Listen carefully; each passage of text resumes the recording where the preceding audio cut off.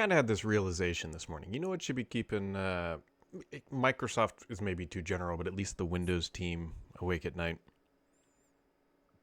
I can't imagine, but So the best place to run AI agents right now is clearly not Windows. It's probably Mac OS. Some people could probably make an argument for Linux are very good okay. at doing this stuff. Why would But you say that though? Like what is there what so is it use about? OpenClaw would be like an agent orchestrator. That's probably the most popular one by far. Yeah, Even but I don't think that's Windows' fault. I think that's just these developers target Mac first, you know? which is the problem. So Yeah. here's the thing. Like if you go install Claude Code on a PC and on a hmm Mac, it is infinitely easier on a Mac to get things up and running. Claude Code is trying their best to get there, but even on a Mac, it's Yeah. better. And Yeah, but so, is there some I don't think there's an well, I don't know, maybe you know more about this, but I don't feel like there's an inherent limitation in Windows. It's not like Apple did something to well, here's the thing though. Here's the thing. Apple hmm did do something. They Yeah. have the hardware element for this. I think Apple's long-term success Yeah. is going to come from the fact that if you today, like if you're like, I want to, you know what, I want to train some models or I want to tinker around with LLMs or anything else, the answer from a budgetary perspective is unequivocally go get a Mac. It is not even a, I it's not even a question at this point because I don't Nvidia has the best product, the Blackwell right. stuff. Good luck. That's a couple $1,000. So you could spend that, or you could spend $1,000 on a Mac Mini and have a better install experience, Hold higher on. level of performance. All right. Well, look, I'm sorry, but I this has nothing to do with anything Apple did. I this is just the AI guys all use Macs and Yeah. they target Mac No, first. no, no. And That's like you're. I agree that's with you.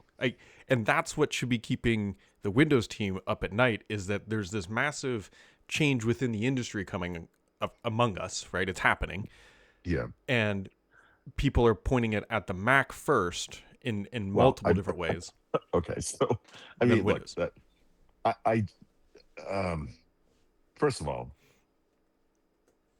uh, you're talking about like local AI for the well, no, you're not actually. No, I mean it could be. No, you're not. So, all right. I mean, this is kind of a reversal of the situation in the early 2000s, Mhm. where one of the problems they had with OS 10 at the time was that, Windows was so dominant and they had a new architecture. And, there were issues getting developers to kind of write non-carbon, like native Mac OS 10 apps, like Adobe infamously was like a big issue for them. And it happened eventually. And then in Apple's case, like the web is kind of what saved it because the move to web apps meant that native apps weren't as important anymore. And the Mac OS 10 and Mac OS now have always been, there's like this quirky, like markdown apps and note taking apps and all this stuff is for some reason there's always been a bunch in the Mac. Um, but now, yeah, I mean, so look, the first warning sign here should have been OpenAI, Microsoft's biggest partner, biggest investment, only at OpenAI's only partner at the time, releases their Chat GPT app on the Mac, first. And it's Mhm. like, guys, like, how is that possible, right? But I don't, the only just trying to understand, like, who is this good for, really? Like right now, we're just talking about developers and kind of like people on the leading edge. As this thing becomes more mainstream, I think Windows settles into a pretty comfortable role, which is just bringing advanced tech to mainstream users, broadly, I guess maybe is the way to say it. So I don't know. I mean, I don't Yeah, know. I'm Like, not what do saying it's you? over So, for you Windows. brought. Why Like, did you bring this up now? Like, you've been well, I doing was just something with like, playing around with things and trying to get stuff yeah, organized on Windows and trying to get up some get Cloud Code installed again in a VM, and it's like, oh my gosh, like yeah, it's not impossible. I'm not saying that, but it's more right, of the everybody's targeting the Mac. All this new stuff is targeting the Mac. Windows will be fine, but yeah. it's more of the Yeah, What's I going on mean, here? look, Microsoft has some idea about what agents are going to look like in Windows. I don't know that Apple has any idea. I don't know. I've Yeah, never I heard mean that's them fair. talk about this at all. So I don't know. Maybe at some point, I'm sure they will. But I don't know. Yeah. I think the advantage here for the Mac is just like I said. I think it's just tied to these scientist, researcher, engineer types that work at OpenAI and wherever else. I'll use Macs. you know, it is somewhat striking because the Mac has less than 10% of the market, right? Hmm. Like um You know that what? has You know what I would be Anthropic, interested to OpenAI, know. whatever.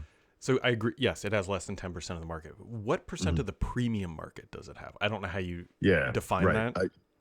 Well, we don't have to define it if someone like IDC or Hmm. Gartner or Counterpoint or whatever company ever did such a thing. I guess we could kind of, yeah, I don't know. I mean, there's a um I don't know. There's kind of an anecdotal nature to this. Like if you go out in the world and you see like Apple logos in cafes or something, or at airports, like what's the percentage? It's definitely higher than 10, right? For Yeah. the premium part of the market. The goal of this new laptop is to make it more than 10 broadly. But the other thing is like, tied to this in a way. I've never understood why the Mac hasn't done better. I mean, honestly, just given the halo Yeah. effect of the whole ecosystem, right?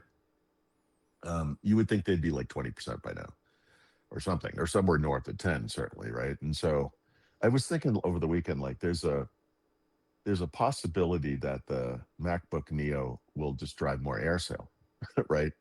And that it's the ultimate upsell kind of moment. You walk into, instead of a car dealership this time, you walk into the Apple store and you're like, I want to look at the $700 laptop. And you're like, well, actually the $1,000 laptop is a lot better, Hmm. you know?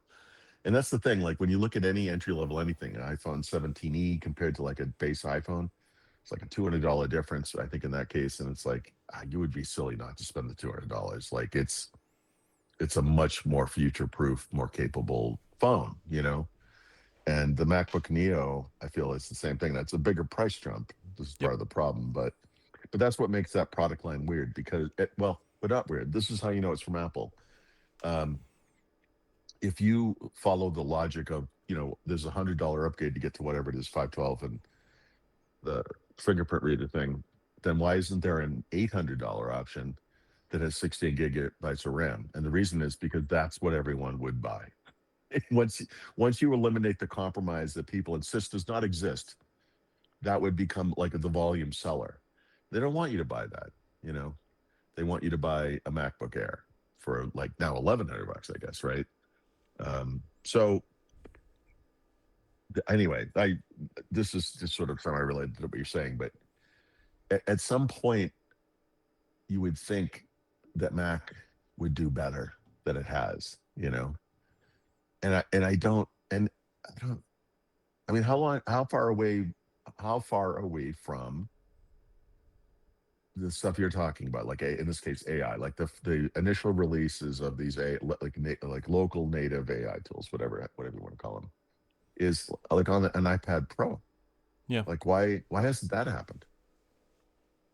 You know, because probably because those guys don't use Mac iPad Pros, they Yeah. use The Macs. answer is probably exactly that. It's bizarre. I don't know. I can't explain anything, man. All I can do is look at it and wonder. Well, you could also look at the. I don't know if this was expected or not. Nice little Mhm. surprise from Apple. The AirPods Max 2 were announced today with Yeah, up I to said it. 1.5 times more active noise. How do you even measure? I guess it's got to be a volume thing. Like, They must have. Well, they have that. They have these. This is measured in like a lab situation, right? They yeah. have that incredible those rooms that whatever. But yeah, I mean, I don't know. I don't know enough about the first gen version and whatever, but I know that on like an what do you call them? Beats Studio Pro, Hmm. you can connect with a USB C cable, and then you get like the lossless and whatever the high quality audio is. And I know they've done that on this version. I don't remember what the deal was on the original version, but it was like a $550 pair of Bluetooth headphones. Basically, it's Hmm. like you kind of limited to what basic Bluetooth can do. They're not going to pick up like they probably don't do the Qualcomm codecs and stuff like that. So I think, if I'm not mistaken, the big deal this time might be that. I think, like, could you do this before USB-C cable? I'm not really sure, I don't but think you could. yeah. So if so, that's, I mean, it's overdue, but like that's another one. Like if all you did was fly, and that's how you judged what people used, I Mm-hmm. see those headphones a lot. Yeah. And I don't actually think those headphones have pretty good market share. Like I don't know. It's impossible that people are buying $550 headphones and they're not buying $1,000 Macs. I What is this world? You know what I'm saying? Like that's crazy. But you see them a lot on planes, you know. So I get but that's like anecdotal. That doesn't mean much. I mean, you also see little white things sticking out of people's ears, like I have, like everywhere, and those are, I mean, almost certainly incredibly popular. But I don't know. This is, the thing you were initially were asking here. I'm sorry. I'm trying to. I'm thinking about this, and I Microsoft has just started releasing like new CLI tools, like the Store CLI, Mm-hmm. and then there's the Windows Developer CLI, which is probably not the right name of that. And I originally didn't quite understand what the point of this was. My theory being, if you're a developer, you should know how to set up your environment. But like what you're suggesting, and I think you're correct, is that this is actually really hard to do on Windows, and for some reason, it's not very hard on the Mac. And this is what you want. You want like a push button something where you're like, okay, what are you doing? I'm doing like AI stuff. What tool are you using? Anthropic, whatever. You're like, okay, you hit a button, it just does it. And I feel like this is the start of Microsoft recognizing the need for that and to do it from a CLI, because that's how AI, That's how it works. automates stuff. So the question becomes, and we already kind of know this, is can Microsoft move fast enough? They have enough inertia that they would survive. I mean, I'm not saying Windows is going the way of the Yeah. dodo. That's not it. Well, It's inertia has kept Windows going for a long time, man. yeah. I mean, how many times you gonna get punched in the face? Like Windows 8, like it survived Windows 8 somehow. Like, come on. But fair enough. I mean, yeah, I don't know why. Like I've already said this. I don't know why the Mac isn't more popular. Like, I have my own little pet peeve things with it, but that's me. I think a lot of people would be like, yeah, this is fine, whatever, who cares? Mm-hmm. Um, there's a lot of synergy there, and when you're working on an iPad or a Mac, and a text message pops up, and you reply, or which I know you can sort of do on Windows with phone link, but that's another one of those things, like, spin the wheel, see how the experience goes. Sometimes it works great, sometimes not so much. And control C, well, the command C on a Mac, and then command V on an iPad, and it pays from machine to machine. I mean, these are, you know once you have a few of those experiences, those aha moments, whatever you want to call them, you're like, wow. And again, this points to, I don't understand like how this hasn't done better. Like, I don't know. It's where I announce my Yeah. new Mac blog, Brad's Mac blog.